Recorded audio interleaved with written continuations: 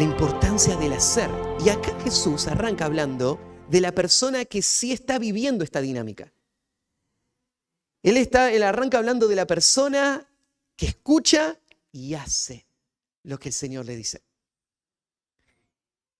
Y dice Jesús, a él le voy a comparar con un hombre prudente. A Jesús le encantaban las comparaciones. Él es un excelente maestro. Y él sabe cuánto necesitamos estas imágenes para que nos hagan entender en profundidad lo que él está diciendo. Él usa esta expresión, compararé, él usa muchísimo. Esta es la primera vez en el Evangelio de Mateo que él la va a usar para dar un ejemplo de una verdad espiritual. Muchas más vamos a ver en el transcurso de los mensajes que nos quedan en Mateo. Va a ser una parábola. ¿Qué es una parábola? Es una historia que él inventó para que vos, que podés entender muy bien la historia, porque van a decirse cosas muy sencillas de tu vida cotidiana, puedas comparar después esa historia con verdades espirituales y entender las verdades espirituales también poniéndolas al lado de esta historia. Esa es una parábola. Es una verdad que está siendo puesta al lado de otra. La verdad a la que quiere llegar Jesús es el concepto bíblico, teológico, pero esta historia sencilla me hace poder hacer la conexión y despertar al sentido de ese pensamiento. Así que Jesús va a hacer esta comparación. Y él va a decir que el hombre que hace lo que escucha es un hombre prudente. 7 veces Mateo usa esta palabra y la usa siempre para referirse a una persona que está gobernada por la razón. Es una persona que puede entender cómo vivir y que acomoda su vida a lo que va a traer gran prosperidad y bendición. Es una persona que no está arrastrada por sentimientos, es una persona que medita, que piensa, que entiende y que hace lo correcto. Y entonces su vida va a traer muchos frutos buenos. El que hace es una persona inteligente, es una persona sabia.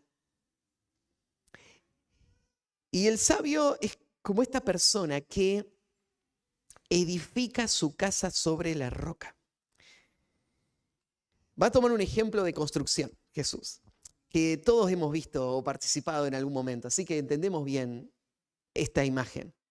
Un hombre que se va a hacer su propia casa, no le va a hacer la casa a otro, ni a construir algún edificio secundario, es su casa que se va a hacer. Y él decide construir su casa sobre la roca. En la imagen, en el mundo de esa época era muy fácil de entender, porque ahí en la zona de Israel hay muchas rocas. Hay lugares en donde hay una capa de tierra, pero si vos escarbás un poco hay roca abajo. Entonces, para construir, lo que hacían era eso mismo. Era limpiar el lugar, cavar suficiente para que el fundamento esté apoyado en un terreno firme. Y usualmente lo que había era roca ahí, ¿no es cierto? Acá vos podés cavar 100 metros y no te encontrás con roca. Encontrás algunas piedras, tierra más dura, pero ahí en Israel hubieses encontrado literalmente piedra. Es un terreno que es una gran masa de piedra que está ahí abajo. Este concepto de un hombre que edifica su casa sobre la roca ha sido mal interpretado. Y usualmente lo que piensan, y las canciones de los niños dicen, es que la roca sobre la que se construye la vida de una persona que no se va a venir abajo es Jesús. Jesús es la roca. Claro, hay otros textos que hablan y que dicen que Jesús es como una roca, pero si leemos con detenimiento el pasaje, acá no dice que Jesús es la roca. Lo que dice es que el que escucha y hace lo que le enseño, él es como el hombre que edificó sobre una roca. La roca es la obediencia a la verdad eterna que Jesús enseñó, en la que cualquier persona que confíe en eso va a encontrar seguridad. Este es un problema pensar que Jesús es la roca, porque mucha gente cuando usa esta expresión, Jesús es la roca, voy a construir mi casa sobre la roca, lo que está pensando es, tengo que de alguna manera asociarme con Jesús. Entonces, claro, Jesús es la roca, yo voy a la iglesia.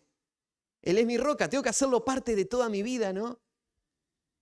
Pero Jesús dice, no, hay mucha gente que va a la iglesia, que va a buenas iglesias, que escucha buena enseñanza, igual va a ir al infierno. Igual toda su vida se va a desmoronar. Pues sí, pero no puso su vida en Jesús. Es que Jesús no es la roca, la obediencia a la verdad que Jesús enseñó. Esa es la roca que da sostén a una vida. Y mientras eso no pase, la vida va a estar inestable. Entonces, esta persona edificó su casa sobre la roca. Podríamos entender más bien la roca como la importancia de afirmar nuestra vida en la verdad de las Escrituras, en la palabra de Dios, que afirma toda nuestra vida a medida que yo la obedezco. Entonces, a esta persona que escucha y obedece es como alguien que edificó esta casa en la roca. Lucas 6, 46 al 49 es un pasaje paralelo donde tenemos esta misma narrativa, pero dichas por Lucas. Y hay algunos detallecitos que son distintos y te lo quiero leer ahora porque después voy a hacer alguna referencia también. En Lucas 6, 46 se cuenta la historia de esta manera. ¿Por qué me llamás Señor, Señor, y no hacéis lo que yo digo? Todo aquel que viene a mí y oye mis palabras y las hace, os indicaré a quién es semejante. Semejante es al hombre que al edificar una casa, cavó y ahondó y puso el fundamento sobre la roca. Y cuando vino una inundación, el río dio con ímpetu contra aquella casa, pero no la pudo mover, porque estaba fundada sobre la roca. Mas el que oyó y no hizo, semejante es al hombre que edificó su casa sobre tierra, sin fundamento, contra la cual el río dio con ímpetu y luego cayó, y fue grande la ruina de aquella casa. Bueno, prácticamente la misma historia. Hay algunos detallecitos que se agregan, como esa primera expresión, ¿por qué me llamáis Señor, Señor, y no hacéis lo que digo? ¿No te das cuenta de la inconsistencia? ¿No te hace ruido esa realidad?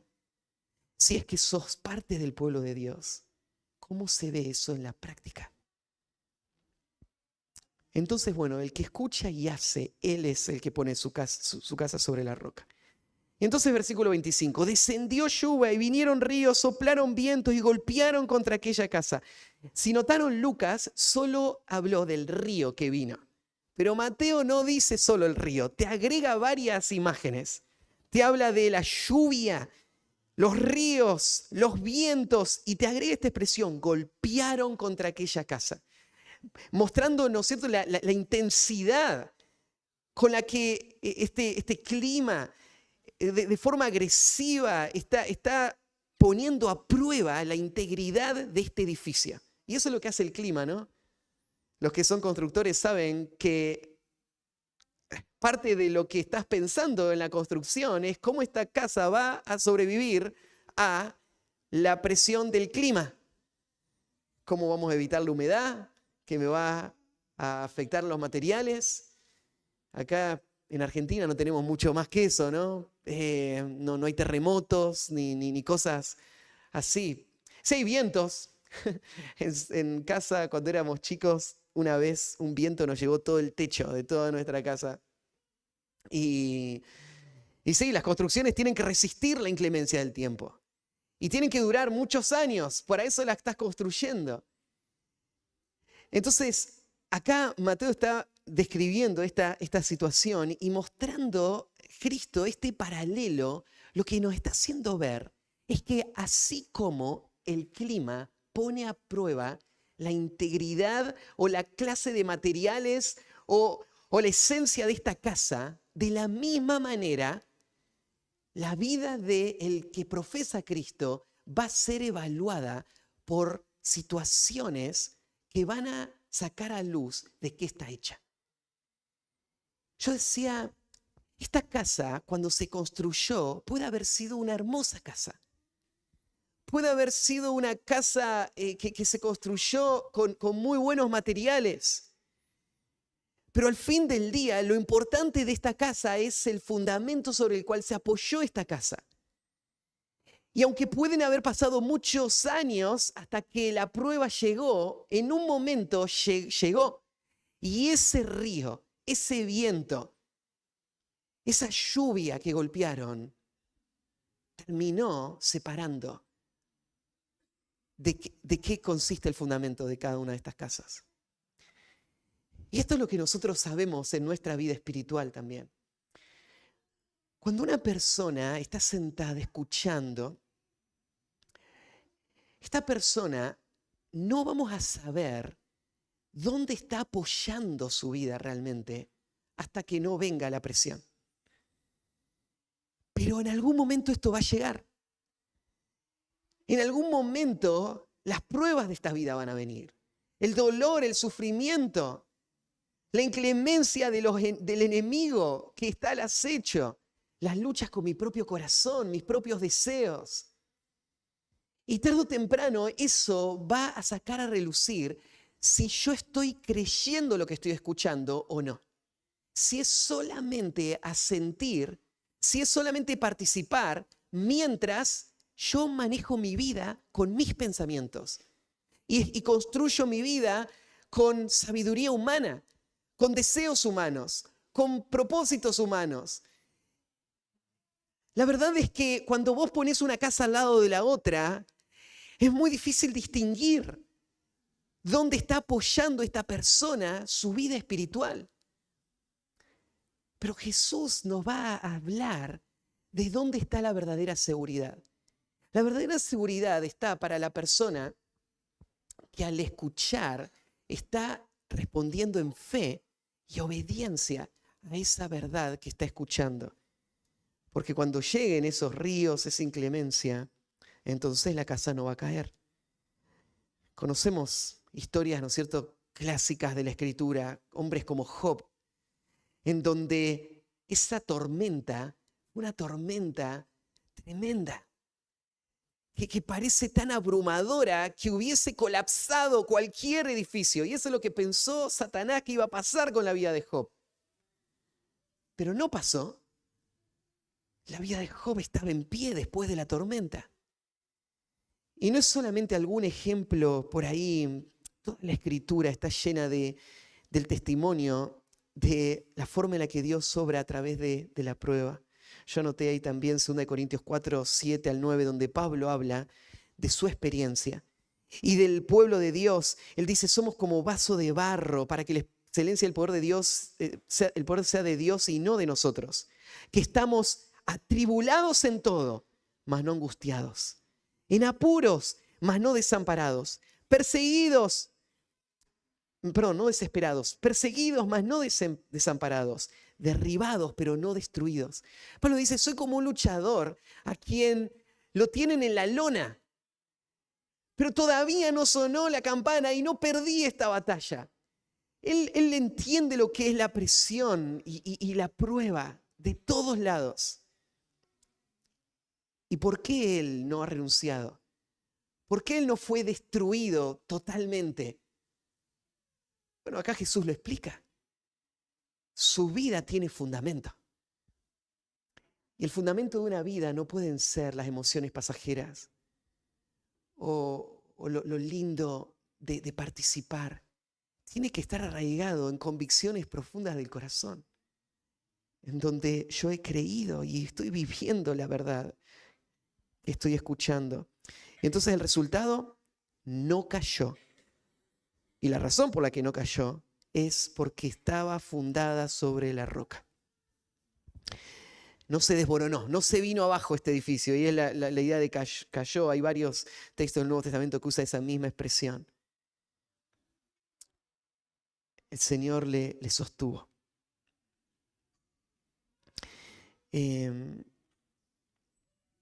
Ahí en Lucas 21, 16, Jesús le hace una promesa a sus discípulos en cuanto a este este hecho de permanecer y la protección de Dios para ellos. Lucas 21:16 dice, mas seréis entregados aún por vuestros padres y hermanos y parientes y amigos, y matarán a algunos de vosotros, y seréis aborrecidos de todos por causa de mi nombre, pero ni un cabello de vuestra cabeza perecerá. Jesús está hablando de este mismo principio. La casa no se desborona. ¿Y qué implica la casa no se desborona? Implica, ¿no es cierto?, que el Señor a través de una prueba no puede quitarme las cosas que amo, que disfruto de este mundo. No, sí, todas esas cosas pueden irse. ¿Qué significa que la casa no se desborona? ¿Significa que la gente más cercana no me podría traicionar? Padres, hermanos, entregándolos a la muerte. ¿Qué significa que la casa no se desborona? ¿Que no me podrían matar? No, van a matar a algunos de ustedes. Pero no va a haber ruina. En esta expresión, cuando Jesús más adelante va a hablar de el que sí se desboronó y va a hacer esa aclaración que grande fue la ruina, está hablando acerca de la perdición. No está hablando de cosas temporales y pasajeras, está hablando del tormento eterno. Está hablando Jesús de una casa sólida, pensando en una persona que va a tener la firmeza para enfrentar los desafíos de esta vida, pero mucho más importante y trascendente, esta persona va a estar en pie después que llegue el juicio.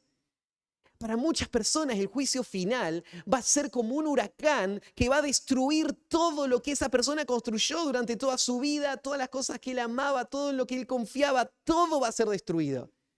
Pero cuando pase ese huracán del juicio final, al final va a quedar parado ahí, firme, la persona que tuvo la fe verdadera, que se evidenció por esta obediencia práctica, continua, a la voluntad de Dios. Entonces los pueden matar, pero ni un cabello va a perecer. Tu vida está segura, está firme, hasta el final y por la eternidad.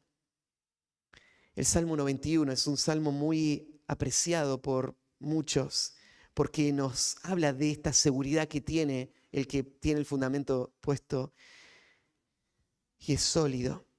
No temerás el temor nocturno, ni saeta que vuele de día, ni pestilencia que ande en oscuridad, ni mortandad que en medio del día destruya. Caerán a tu lado 1000 y 10.000 a tu diestra, mas a ti no te llegará. Esta es la promesa del salmista.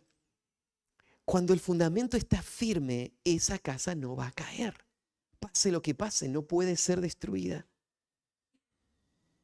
Lo que ahora Jesús va a hacer es llevarnos al contraste de esta realidad. Viendo a esta persona firme, ahora nos va a mostrar el otro lado. Pero cualquiera que me oye estas palabras y no las hace. Ahora es lo mismo que lo anterior. Escucha lo mismo. Está expuesto a lo mismo. Lo único que cambia, si vos mirás la construcción gramatical, lo único que cambia es esa palabrita no. No, todo lo demás es palabra por palabra textual. En el griego también lo es así. Ese no lo hace. Eso marca la diferencia del destino y del resultado de esta vida. Él no lo hace. No tiene una disposición a responder. Él escucha, pero es todo lo que va a hacer él. Solo escuchar, solo pensarlo, solo decirlo, solo sentir la emoción de la situación, de la enseñanza, pero no hay un corazón dispuesto a vivirlo. Esto es algo trágico. Aquí es donde está la tragedia del título de este sermón. La tragedia del oyente pasivo. Quiero explorar un poquito más a este oidor pasivo. Te voy a llevar un par de textos. Primero, Isaías 58, versículo 1. Dios le va a enviar a Isaías a predicar a un pueblo que no quería hacer lo que Dios le decía. Y le da esta descripción de este pueblo. Mirá Isaías 58:1. Clama a voz en cuello. No te detengas. Alza tu voz como trompeta y anuncia a mi pueblo su rebelión, a la casa de Jacob su pecado.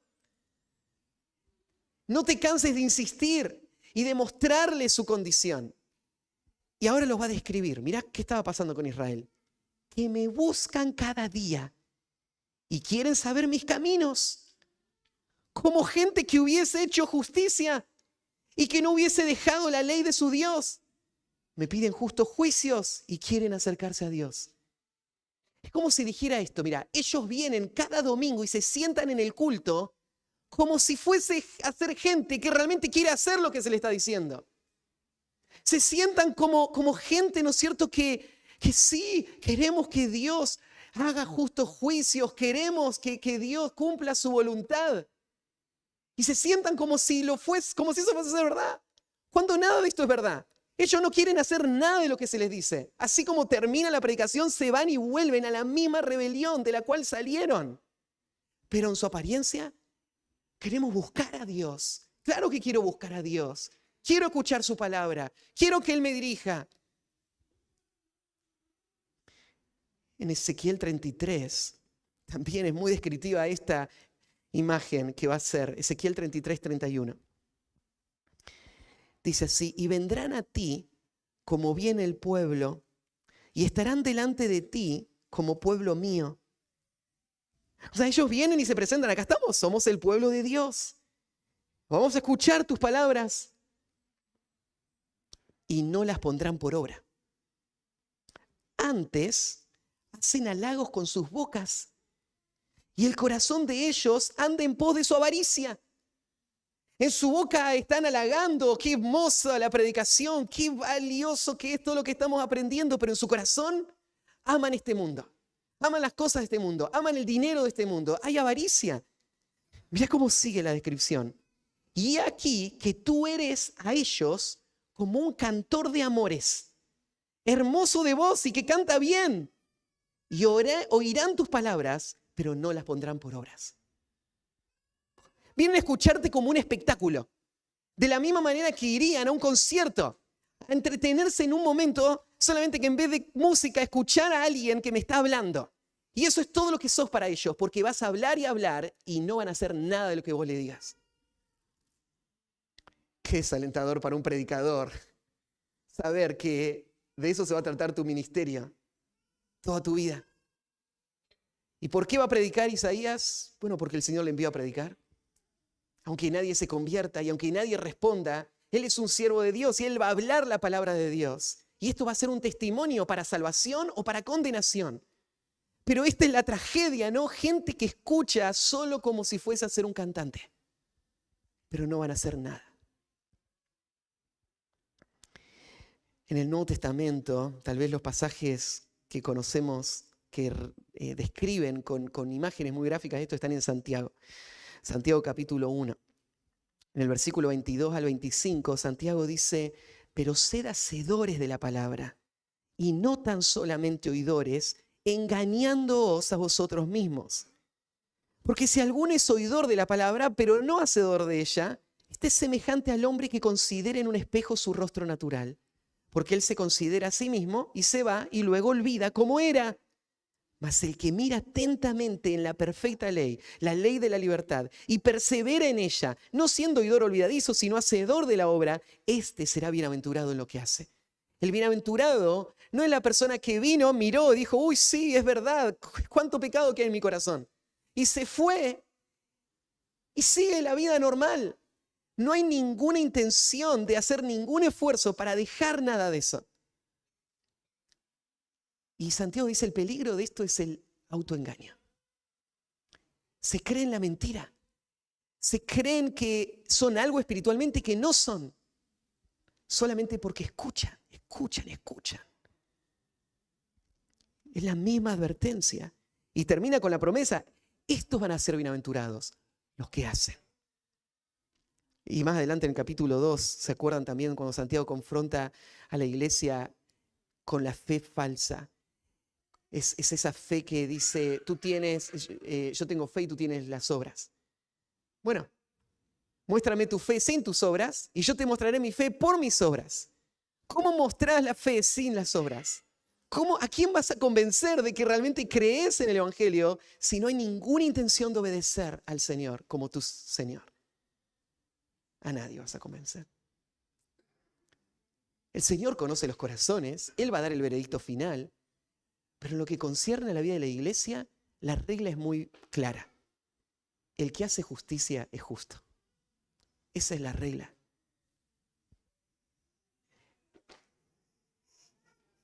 Y hoy hay tantos que alientan a las personas con falsas expectativas e ilusiones de salvación sin nunca llamarles al arrepentimiento. Y aún ahora mismo, en este mismo momento, hay iglesias a nuestro alrededor, en todo nuestro país, en donde personas son aduladas y se les dice a estas personas: tranquilo, vos ya sos salvo, no te preocupes. Y no se detienen a mirar ningún fruto en esta persona, y esta persona está siendo engañada hacia su propia perdición. Y es parte de ese camino ancho. Esta persona es una persona, Jesús lo describe, insensata. Es una palabra dura, muy dura. No son las palabras que usamos en nuestro vocabulario común. Sería como la palabra tonto. Y vos dirías, eso no debería ser parte del vocabulario de un creyente, ¿no? Y sí, no debemos menospreciar a personas. La palabra insensato tiene la connotación de una persona que tiene limitaciones en la comprensión. Entonces, no entiende nada. Y claro, hoy se usan esas palabras en una forma como denigrante, de orgullo, ¿no? Y de maltrato. Jesús no está usando la palabra de esa manera, pero está diciendo una realidad. Está diciendo: esta gente no entiende. Son como necios. Jesús es muy duro a veces al usar estas palabras. Ahí en Mateo 23, 19, Él dice: necios y ciegos. ¿Cuál es el mayor, la ofrenda o el altar? Necios. Esta es tu realidad, vos te creés muy inteligente, pero no entendés. Este es como un hombre insensato que edificó su casa sobre la arena.